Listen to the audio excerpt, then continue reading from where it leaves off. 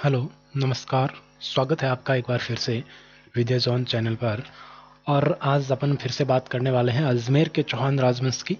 पिछली क्लास में कुछ बातें मैंने आपको बताई थी, उसकी भी थोड़ा सा रिवाइज करेंगे और फिर उससे आगे बात करेंगे। आगे कौन कौन से शासक आते हैं, उनकी क्या खास बात है। विशेषकर पृथ्वीराज चौहान थर्ड की बात आज अपन करने वाले हैं।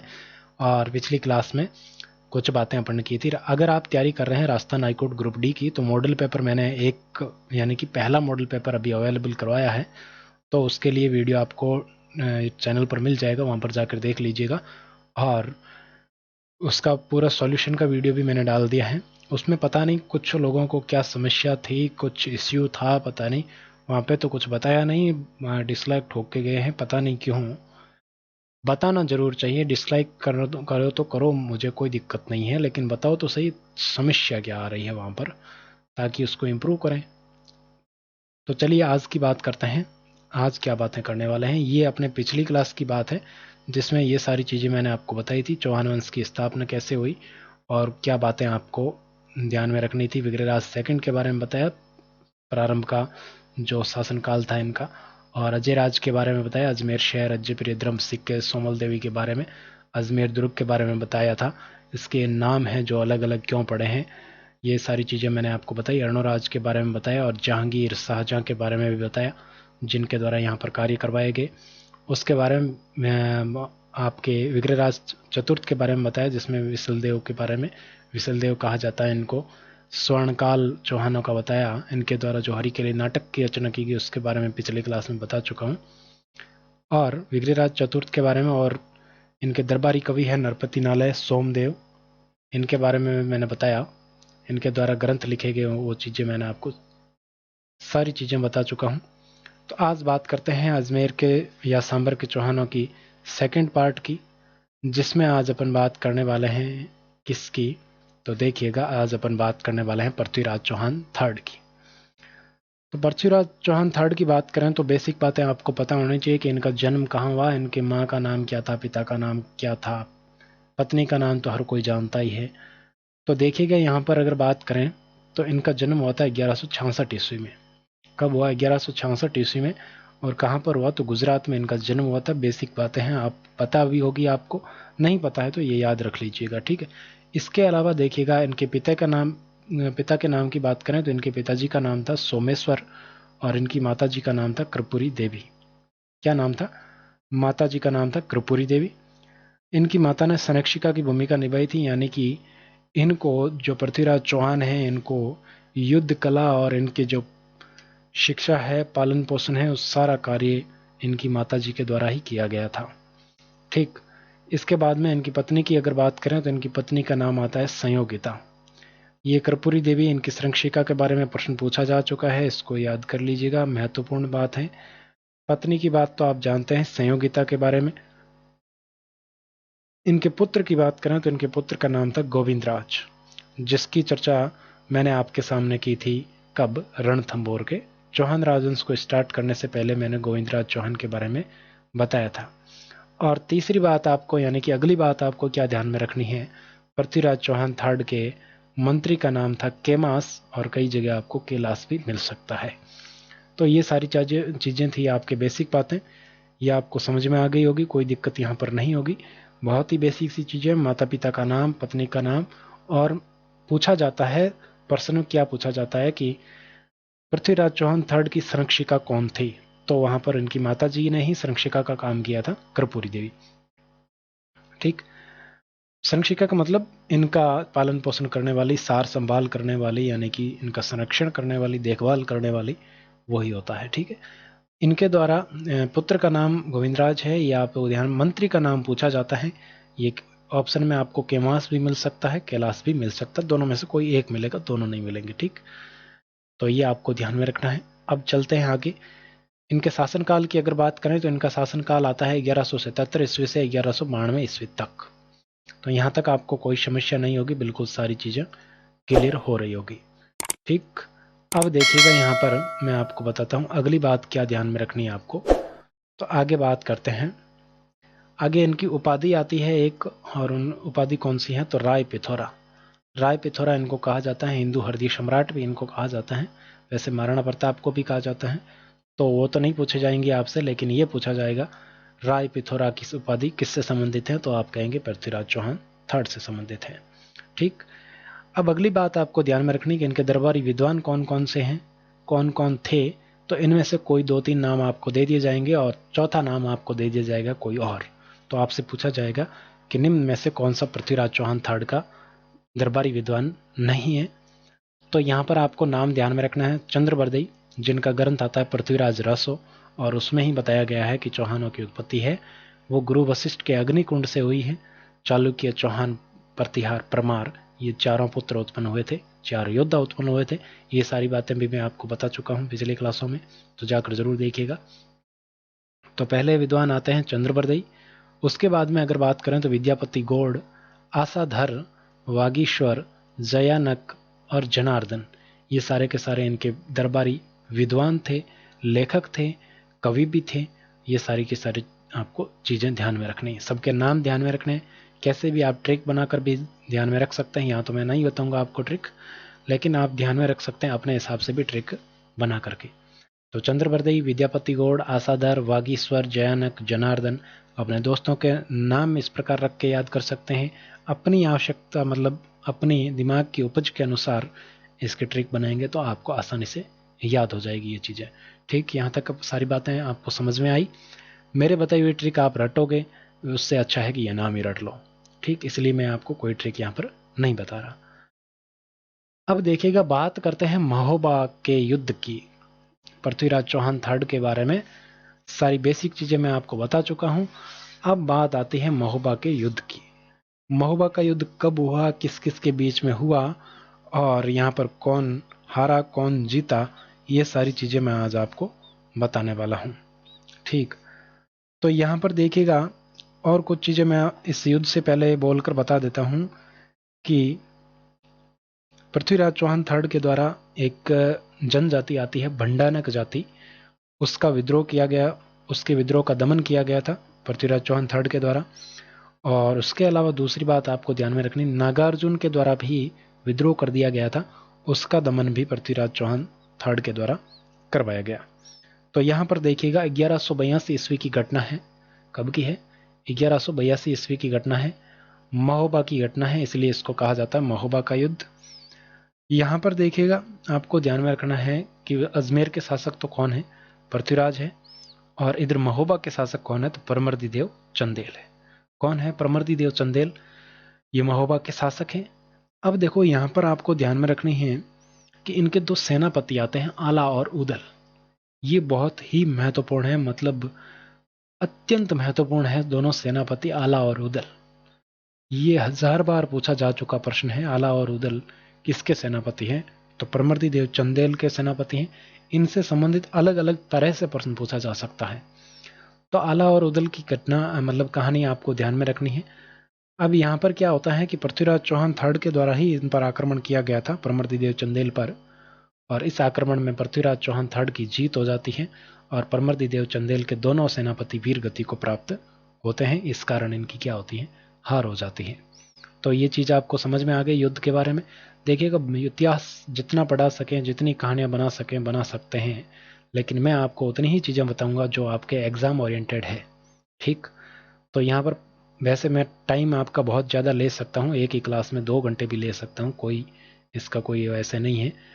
तो मैं आपको सिर्फ फैक्चुअल चीज़ें बता रहा हूँ जो आपके एग्जाम में आती है। तो यहाँ पर मैंने आपको बता दिया कि महोबा के युद्ध में पृथ्वीराज चौहान थर्ड की आपके क्या हुई थी? चौहान तृतीय आप कह सकते हैं, इनकी जीत हुई थी। परमर्दी देव चंदेल के दोनों सेनापति युद्ध के दौरान मारे गए, इसलिए इनको कहा जाता है कि वीरगति को प्राप्त हो गए।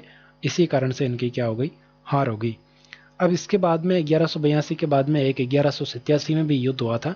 उस युद्ध में भी आपके जो पृथ्वीराज चौहान है उन्होंने विजय प्राप्त की थी और वो गुजरात पर विजय इन्होंने प्राप्त कर ली थी 1187 में। ठीक है, अब देखिएगा, अपन बात करते हैं 1991 की, सॉरी 1191 की। 1182 में महोबा का युद्ध हुआ, उसके बाद में गुजरात पर विजय प्राप्त की 1187 ईस्वी में, और अब आ गया 1191 में। तो ये बात तो मैं पहले ही बता चुका हूँ, लेकिन यहाँ पर आपको फिर से बता देता हूँ कि अगर अजमेर के चौहानों की बात कर रहे हैं तो बिल्कुल अपने को इस चीज़ को पढ़ना चाहिए। तो यहाँ पर देखिएगा तराइन के प्रथम युद्ध की बात कर रहे हैं अपन, और तराइन के प्रथम युद्ध में क्या हुआ था वो आप सब जानते हैं, लेकिन मैं फिर भी आपको बता देता हूँ एक बार। 1191 ईस्वी की घटना है, और 91 क्या कहते हैं यार 1191 1191 इसमें आपके पृथ्वीराज चौहान जो अजमेर के शासक थे, इनके साथ दो व्यक्ति और थे। एक था चामुंड राय सेनापति जो इनका था, और दूसरा था गोविंद राज तोमर जो दिल्ली का गवर्नर था। कहाँ का था? दिल्ली का गवर्नर था। ये पृथ्वी क्या कहते हैं इसको, गोविंद राज तोमर, और चामुंड राय है वो इनका पृथ्वीराज चौहान का सेनापति था। इधर गजनी की बात करें तो गजनी अफगानिस्तान में है, और गजनी का शासक था मोहम्मद गोरी। कौन था? मोहम्मद गोरी, जिसको कहा जाता है सिहाबुद्दीन गोरी भी कहा जाता है। ये आपके सामने लिखा हुआ है। अब देखिएगा ये भारत पर आक्रमण करना चाहता था और वहां से प्रवेश कर चुका था। ये आपके तबर हिंद बठिंडा तक आ चुका था, और उसके बाद में आपके तराइन के मैदान में भी ये आ चुका था। तो यहाँ पर तराइन के मैदान में इनके मध्य युद्ध होता है, और तराइन आपके वर्तमान हरियाणा में पड़ता है, ये भी मैं आपको बता देता हूँ। तो ये तराइन के मैदान में हरियाणा में युद्ध हुआ 1191 ईस्वी में। इस युद्ध में मोहम्मद गोरी की क्या हो जाती है? हार हो जाती है, और आपके पृथ्वीराज की क्या होती है? जीत होती है। अब पृथ्वीराज की जीत में सबसे ज़्यादा महत्वपूर्ण है गोविंद राज तोमर। गोविंद राज तोमर के द्वारा ही तीर चलाया गया था, और इसी तीर से आपके ये मोहम्मद गोरी है, जिसको सियाबुद्दीन गोरी कहते हैं, ये घायल हुआ था। यही कारण था कि 1191 ईस्वी में पृथ्वीराज चौहान की जीत हो गई थी।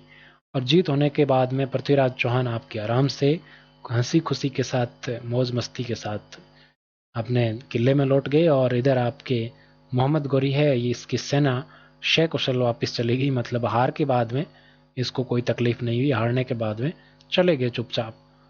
पीछे से इन पर कोई आक्रमण नहीं किया गया, इनको परेशान नहीं किया गया, इसलिए इनकी हिम्मत बढ़ी, और ये 1192 ईस्वी में दोबारा आए। तो यहाँ पर सारी चीज़ें आपको ध्यान में रह जाएगी। 1191 की पृथ्वीराज चौहान के साथ चामुंड राय था जो सेनापति था। पूछा जा सकता है तराइन के प्रथम युद्ध में पृथ्वीराज चौहान का सेनापति कौन था? तो चामुंड राय, और दिल्ली का गवर्नर था गोविंद राज तोमर जो इनके साथ था। ठीक, इनकी जीत हो जाती है, मोहम्मद गोरी की हार हो जाती है।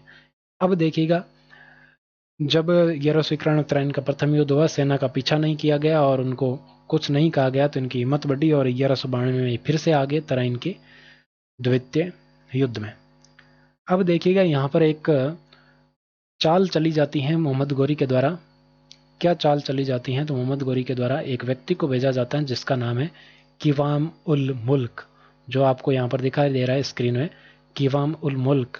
इसको भेजा जाता है पृथ्वीराज चौहान के पास में, और इसको भेजा जाता है कि आप बात करके आओ कि मोहम्मद गोरी आया है, वो आपसे बात करना चाहता है, यानी कि संधि करना चाहता है, आपके साथ समझौता करना चाहता है। ठीक है, तो यहाँ पर देखिएगा संधि का मतलब ट्रीटी होता है इंग्लिश में बोले तो संधि या समझौते की बात करें तो पृथ्वीराज चौहान ने देखा कि भाई पिछली बार हारा हुआ है, तो हो सकता है ये संधि करने ही आया हो, लेकिन ये पूरी सेना के साथ आपके तराइन के मैदान में आ चुका था। कौन? मोहम्मद गोरी पीछे से आ चुका था। पहले इस व्यक्ति को भेज दिया किवाम उल मुल्क को, वो बुलावा यानी कि पृथ्वीराज चौहान को बुलाने के लिए, संधि के लिए, और ये सूचना भेज दी संधि की, और इधर खुद सेना लेकर आ गया तराइन के मैदान में। अब पृथ्वीराज चौहान है, ये बिना सेना के आगे संधि की वार्ता करने के लिए, इन्होंने सोचा कि संधि की बात करने आए हैं तो संधि में तो क्या सेना की कहाँ आवश्यकता, तो ये बिना सेना के आगे जब यहाँ आए तो दोनों के बीच में क्या हो गया? युद्ध हो गया, और युद्ध हुआ तो पृथ्वीराज चौहान की बिना सेना के थे तो इनकी क्या हो गई? हार हो गई, और यहाँ से इनको क्या कर लिया गया? पृथ्वीराज चौहान को कैद कर लिया गया। पृथ्वीराज चौहान को यहाँ से ले लिया गया अपने कब्जे में, किसके द्वारा? मोहम्मद गोरी के द्वारा, यानी कि मोहम्मद गोरी की इस युद्ध में क्या हो गई? जीत हो गई। तो 1191 में मोहम्मद गोरी की हार हुई, लेकिन 1192 में आपके मोहम्मद गोरी की जीत हो गई। तो ये सारी चीज़ें आपको क्लियर हो गई। अब देखिएगा आगे बढ़ते हैं, महत्वपूर्ण तथ्य आपको बता देता हूँ। तो यहाँ पर महत्वपूर्ण तथ्य में आपको चंद्रवर्दी का नाम याद रखना है, और इनका ग्रंथ मैंने आपको पहले ही बताया शुरुआत में, पृथ्वीराज रासो नामक इनका ग्रंथ है। कहा जाता है कि इनके जब पृथ्वीराज चौहान को ले जाया गया तो वहाँ पर इनकी आंखों से कहा जाता है कि आंखें फोड़ दी गई, और कुछ कहते हैं कि आंखों पर पट्टी बांध दी गई, यानी कि, या फिर कुछ कहते हैं, कुल मिलाकर बात यह है कि इनको अंधा कर दिया गया, ये देख नहीं पाते थे। और तब भी इन्होंने कहा था किसने? चंद्रवर्दी ने कहा कि हमारे जो शासक हैं पृथ्वीराज चौहान, ये बिना देखे भी बाण चला सकते हैं, यानी कि शब्द भेदी बाण ये चला सकते हैं। शब्द की भेदी बाण का मतलब होता है बिना देखे जो सामने वाला व्यक्ति बोलता है उसकी आवाज को सुनकर, उनके शब्दों को सुनकर एग्जैक्ट जगह का पता लगा लिया जाता है और बाण चला दिया जाता है, तीर चला दिया जाता है। तो ये बात मोहम्मद गौरी तक पहुंचाई गई तो मोहम्मद गौरी सामने आया और मोहम्मद गौरी ने कहा कि मैं भी देखता हूं कि कैसे आपका शासक है वो शब्दभेदी बाण चलाता है। तो वहां पर मोहम्मद गौरी को बैठाया गया और मोहम्मद गौरी के सामने पृथ्वीराज चौहान को भी बैठाया गया और पृथ्वीराज चौहान के साथ में थे चंद्रवर्दी। तो सामने जब मोहम्मद गौरी बैठा तो चंद्रवर्दी ने कहा पृथ्वीराज चौहान को, यानी कि उनकी एग्जैक्ट मोहम्मद गौरी की जो एग्जैक्ट लोकेशन थी वो पृथ्वीराज चौहान को बताएगी एक पंक्ति में, और वो पंक्ति क्या है? 4 बांस 24 गज 8 अंगुल प्रमाण, ता ऊपर सुल्तान है मत चुके चौहान। बहुत ही मतलब शानदार तरीके से ये बात कही गई और ये बात कहने पर पृथ्वीराज चौहान के द्वारा बाण चलाया गया, तीर चलाया गया और उसी तीर से कहा जाता है कि मोहम्मद गौरी वहां पर हो गया काम तमाम। उसके बाद में कुछ लोग कहते हैं कि ये दोनों ही आपके वहीं पर एक दूसरे को कटार घोंप कर हत्या कर लेते हैं, आत्महत्या कर लेते हैं या एक दूसरे की हत्या कर देते हैं, चंद्रवर्दी और पृथ्वीराज चौहान। और कुछ लोग कहते हैं कि इनका देहांत है वो अजमेर में होता है, कुछ भी हो सकता है। लेकिन पृथ्वीराज ग्रंथ, जो पृथ्वीराज रासो ये ग्रंथ है चंद्रवर्दी का, इस ग्रंथ के अनुसार जो पृथ्वीराज का चौहान का देहांत है वो अजमेर में हुआ था। और ये सारी की सारी जो जानकारी है पृथ्वीराज रासो के अलावा ये अपने को प्राप्त होती है तवाकात ए नासिरी नामक रचना से, और ये रचना है मिनहाजू सिराज की। किसकी है? मिनहाजू सिराज की रचना है। तो ये था दोस्तों अजमेर का चौहान वंश का इतिहास। उम्मीद करता हूँ कि ये आपको बिल्कुल सारी चीज़ें समझ में आ गई होगी, और अगर समझ में आई है, क्लास अच्छी लगी तो लाइक कीजिएगा, अपने दोस्तों का शेयर कीजिएगा। आगे ही इसी प्रकार की क्लासेस प्राप्त करते रहने के लिए चैनल को अभी सब्सक्राइब कर लीजिएगा। बाकी की बातें अगली क्लास में करते हैं, आज के लिए इतना ही। Thank you so much. अगर क्लास अच्छी लगी तो लाइक ज़रूर कीजिएगा और कुछ सुझाव हो तो कमेंट करके बता सकते हैं। बाकी की बातें करते हैं अगली क्लास में, आज के लिए इतना ही। Thank you, goodbye, thank you so much.